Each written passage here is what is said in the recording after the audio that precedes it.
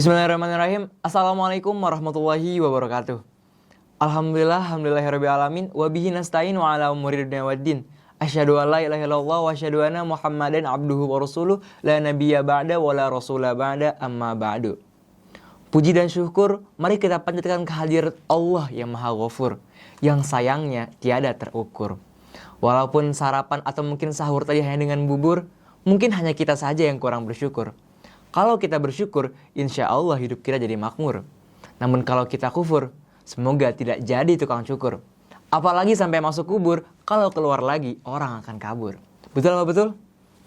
Salawat serta salam semoga tercurahkan kepada baginda Nabi besar Muhammad Sallallahu Alaihi Wasallam yang telah membawa manusia dari zaman muter-muter sampai zaman komputer, dari zaman naik onta sampai zaman Toyota, dari zaman jalan kaki sampai zaman Kawasaki, dari zaman jahiliyah sampai zaman yang terang benderang.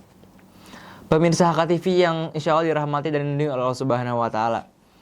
Perkenalkan, saya Khalid Ihabullah. Di sini saya akan menyampaikan beberapa hal tentang pemuda. Seperti yang kita ketahui, masa muda adalah masa yang penuh dengan harapan, penuh dengan cita-cita, penuh dengan keromantikan kehidupan yang sangat indah. Kehidupan masa muda dihiasi dengan bentuk fisik yang masih kuat, pendengaran masih kuat, jalan masih cepat, wajah indah mengkilat. Walaupun ada jerawat tetapi tidak gawat karena masih banyak obat di toko-toko terdekat. Dan telah terbukti sejak dahulu kala hingga saat ini dan sampai yang akan datang sesuai dengan fitrahnya. Pemuda dan remaja merupakan tulang punggung suatu negara. Sebagaimana yang dikatakan oleh seorang pujangga Mesir bernama Syekh Mustafa Al-Ghulaini pernah berkata, "Inna fi yadi syuban amrul ummah wa fi aqdamiha hayatuha." Dan sesungguhnya pada tangan-tangan pemudalah terdapat urusan umat dan pada kaki-kaki mereka lah terdapat kehidupan umat. Pemirsa HKTV dari Allah Subhanahu Wa Taala, saat ini kita hidup di zaman yang serba cepat. Arus globalisasi begitu cepat. Hari silih berganti dengan begitu cepat tanpa kita sadari. Hingga akhirnya memunculkan suatu pertanyaan di benak kita semua. Pertanyaan yang sebenarnya cukup sederhana. Yaitu, di tengah arus globalisasi ini, di tengah masa yang begitu cepat berlalu, apakah pemuda hanya menjadi penonton atau penentu?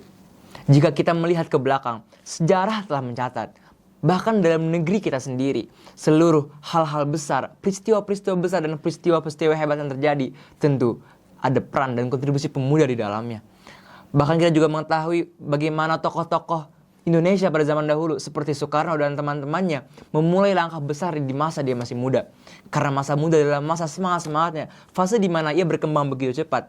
Hingga sejarah mencatat begitu banyak pemuda yang melakukan kontribusi besar terhadap sejarah umat manusia. Kita juga bisa melihat dalam sejarah umat Islam, seorang Sultan Muhammad Al-Fatih yang dimana menaklukkan Konstantinopel pada umur 21 tahun. Dan itu tentu di masa-masa mudanya ia telah mengalahkan raja-raja yang mungkin lebih tua dari sebelum-sebelumnya hingga di zamannya itu sendiri. Dan berhasil menjadi seorang pemimpin dunia pada umur 21 tahun. Artinya apa? Pemuda itu bukan sekedar fase umur. Pemuda adalah fase keberanian. Hari ini tantangannya berbeda. Saat ini mungkin kita sudah terbiasa dengan hal yang namanya mungkin dari sosial media dan lain-lain. Dahulu, penjajah itu menjajah kita secara fisik, dengan peperangan dan hal lainnya. Namun pada masa kini, penjajah menjajah kita dengan pola pikir. Di sosial media, dalam internet, dan juga media-media lainnya, begitu banyak tersebar tentang pengaruh-pengaruh pemikiran dan juga pola pikiran tersebar. Hingga akhirnya, seluruh pola pikir itu, seluruh argumen-argumen itu sebenarnya ditujukan kepada para pemuda. Karena penjajahan saat ini paling tertuju kepada para pemuda. Pemuda itu adalah seorang penentu. Ketika pemuda rusak, maka rusaklah suatu bangsa. Maka ketika pemuda yang hebat, pemudanya kuat, maka kuat pula suatu bangsa. Dan disinilah urgensinya bagi seorang pemuda untuk bisa menjadi seorang penentu, bukan seorang penonton. Maka pada kesempatan kali ini, pemirsa HKTV, izinkan saya untuk bisa menyampaikan 3 hal yang harus dimiliki oleh seorang pemuda. Yang pertama, pemuda harus memiliki kesadaran. Di zaman globalisasi ini, kita tidak hidupnya sendiri. Kita hidup sebagai seorang umat, kita hidup di tengah investasi umat Islam, bangsa dan peradaban. Oleh karena itu, penting bagi kita seorang pemuda untuk bisa memahami urgensi kita untuk sadar bahwa kita bukanlah seorang yang hanya berjalan begitu saja. Kita adalah sebagai harapan, kita adalah suatu investasi besar bagi suatu bangsa, adalah suatu harta yang berharga bagi umat. Maka jangan sia-siakan kesempatan ini. Sadarlah dari sekarang, mari kita bangun kejayaan yang lebih baik. Kedua adalah karakter. Skill bisa dipelajari, namun etika, norma, adab, dan lain-lainnya itu harus dibiasakan. Dan saat ini, para pemuda mulai dirusak dengan karakternya. Di mana dengan scoring-scoring di sosmed, mereka terbiasa untuk menjadi pria dan juga pemudi yang kurang dalam beretika. Oleh karena itu, menurut saya karakter adalah salah satu hal yang paling harus dimiliki seorang pemuda. Dengan seorang pemuda memiliki karakter yang baik, maka itu juga menjadi contoh prematur bagi dia untuk bisa menunjukkan apakah dia sudah layak menjadi pemimpin atau tidak. Karena percaya atau tidak, suatu saat nanti pemudalah yang akan mengisi kekosongan pemerintahan di masa depan nanti. Pemudalah yang akan menggantikan orang-orang tua saat ini. Pemudalah yang akan menjadi estafet kepemimpinan suatu saat nanti. Oleh karena itu, dengan karakter, mereka menjadi bukti bahwa mereka siap untuk memimpin suatu bangsa. Dan yang terakhir, aksi. Atau mungkin kontribusi. Ide tanpa aksi hanyalah suatu hal kosong. Jika suatu rancangan besar, sehebat apapun ide itu, sehebat apapun gagasan suatu hal, tanpa adanya aksi dan kontribusi, maka itu sama saja nol dan tidak ada gunanya sama sekali. Oleh karena itu pentingnya eksekusi. Karena jika kita ingin menciptakan perubahan, jangan menunggu momentum, tapi kita yang menciptakan momentum. Dan itulah hal yang bisa dilakukan oleh seorang pemuda. Pemuda harus ikut naik level, bukan sekedar coba-coba ikut organisasi, tapi jadi orang yang menggerakkan organisasi. Bukan cuma sekedar punya mimpi, tapi juga bisa mengatur strategi. Dan jika ingin dikenal, maka jadilah orang yang bisa bermanfaat. Karena sejatinya kepemimpinan itu bukan tentang jabatan, tapi kepemimpinan tentang sebagaimana orang itu mampu memberikan dampak dan pengaruh bagi orang-orang di sekitarnya. Maka pemuda ini adalah suatu contoh bagaimana suatu bangsa akan menjadi hebat atau tidaknya. Kita bisa melihat negara-negara maju atau negara-negara mundur. Jika pemudanya hebat, maka yakinlah negara itu akan menjadi hebat. Namun jika pemudanya rusak, pemudanya hancur, maka percayalah suatu saat nanti negara itu akan hancur. Zamannya sedang menunggu. Bangsa sedang melihat bagaimana peran daripada pemudanya. Apakah pemuda hari ini cukup berani untuk bertanggung jawab? Maka jangan takut gagal. Karena yang berbahaya adalah bagaimana kita takut untuk mencoba.